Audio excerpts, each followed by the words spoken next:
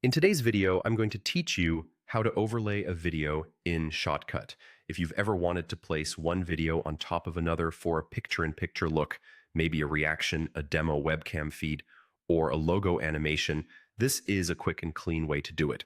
I already have two clips ready, one edited video that I want to use as the background, and another video that I want to place on top. First, make sure your timeline is visible.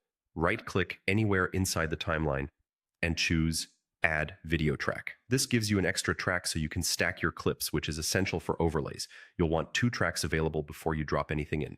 Next, drag the background video into the lower track, which is video track 1. Think of this as the base layer. Then drag the video you want to overlay into the upper track, video track 2.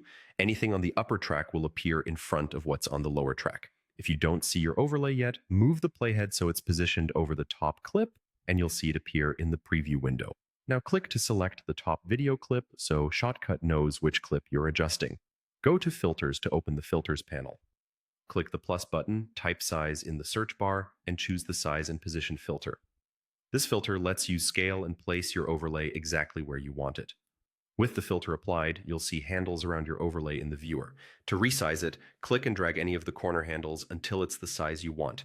If your overlay looks too large, make it smaller so it doesn't cover important parts of the background.